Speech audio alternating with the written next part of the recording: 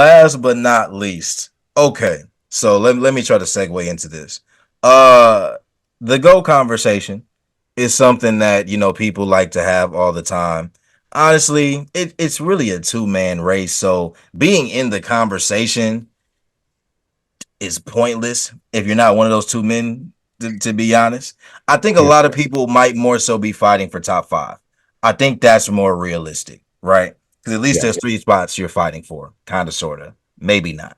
Um, KD said recently that he believes that he's in the GOAT conversation. And he doubled down on this by saying, what exactly has he not done? Now, let's think about this.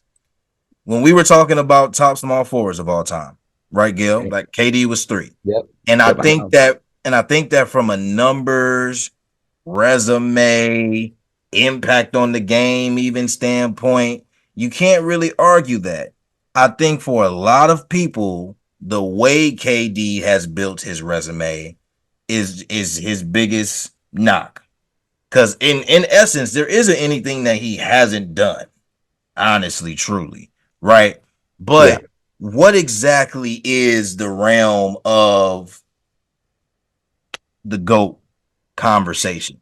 Because does KD think that he's better than Bron, especially all time? I would hope not. He definitely ain't nowhere close to Jordan. And there's a Hmm. lot of players that he's not really close to in the all-time conversation, especially once you're not talking about his position specifically. Yeah. So I'm pretty sure you both agree that we all don't really understand why he feels so confidently about being in the GOAT conversation. But Agreed. but my bigger question is, I know a lot of people like there's no solidified top five, right? But these are the names that are going to be thrown around if you're talking about top five of all time. Three locks for sure. You might even have four locks.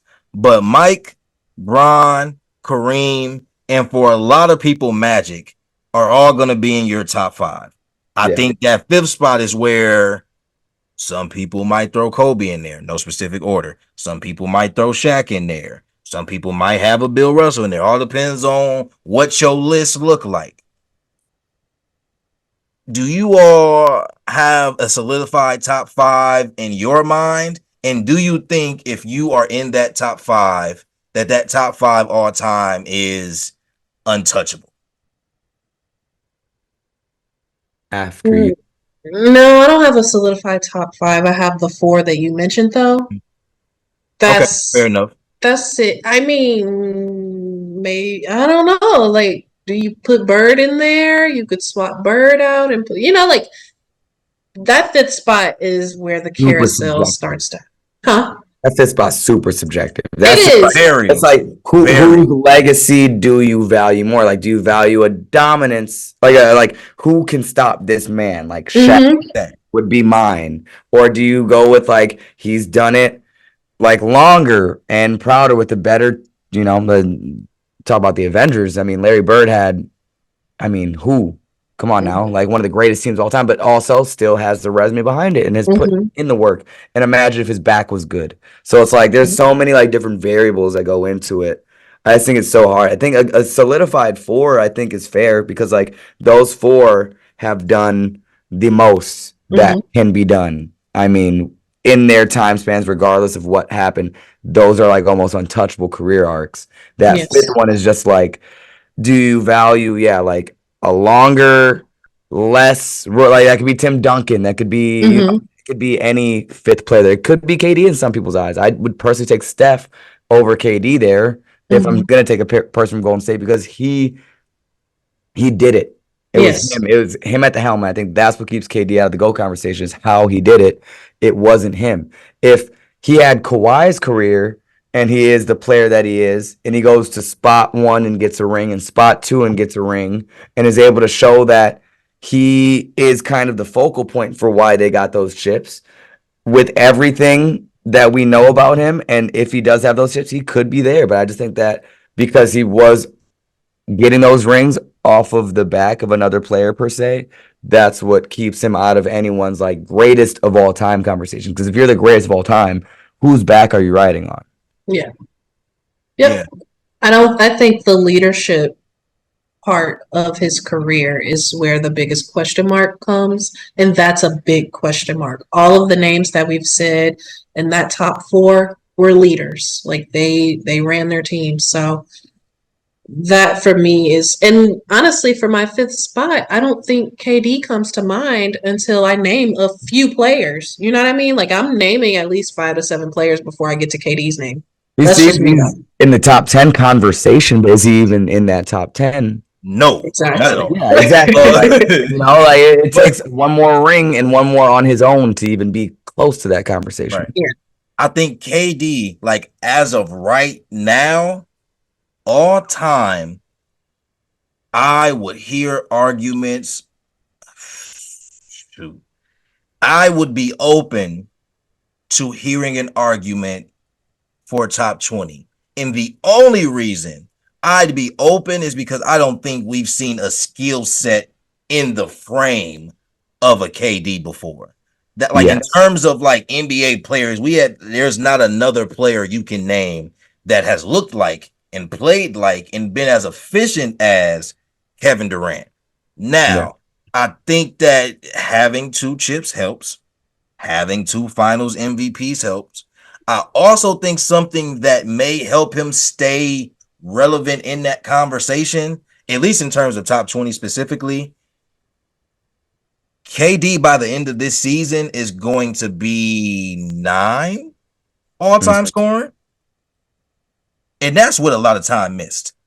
And he still has, at bare minimum, barring injury, two really, I say 2 to 3, Oh, like like really, really really, good. really productive years.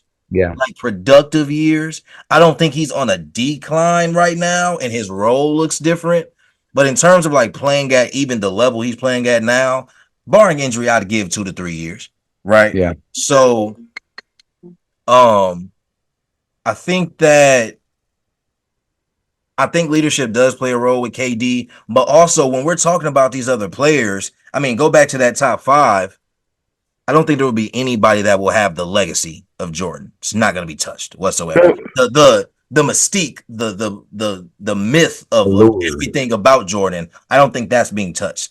I think Bron has just accomplished too much, and he's playing too long, and he's playing at a high level for so long that I just think there are just things that there are things that Bron has done, is doing, and will do that will never be touched. I think he solidified as a at best 1B, if not 1 for most people, but Yep. he's never fallen below 2, right?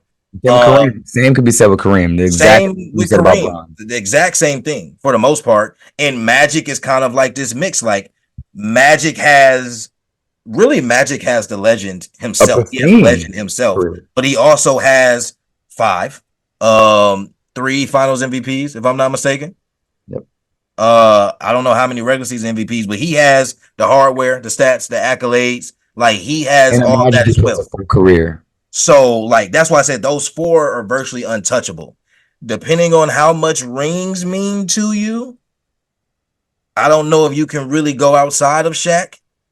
If rings mean a lot, but then like you said, it's so subjective because it all depends on what legacy, what resume, like what do you value in those things? Yeah. Because Bird could easily be 5, and I don't think you get a lot of arguments.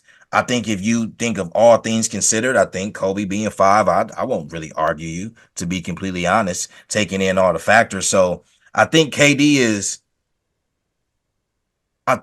will be a name that is always mentioned when it comes to basketball because we haven't seen much like it. And I think if it wasn't, I think he cared. In all honesty, I think Kevin Durant cares much more about this than everybody else does. And I think that he Mm-hmm. is trying to prove himself in some sense because he hears the noise of, well, you won your 2 with Steph.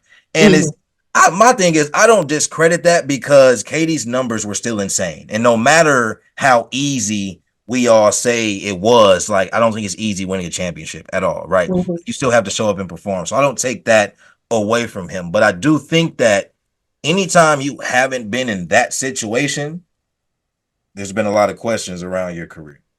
Yep. So that's where it's like, if that's your golden era and that's when you kind of got all the things that are thrusting you really into the conversation. Because without two championships and without two Finals MVPs, even with the top 10 scoring, all that, we aren't having this conversation, right? Yeah. So I don't know. I just think KD cares too much, and he's trying to prove that he's a great. And I don't think him being a great is the question.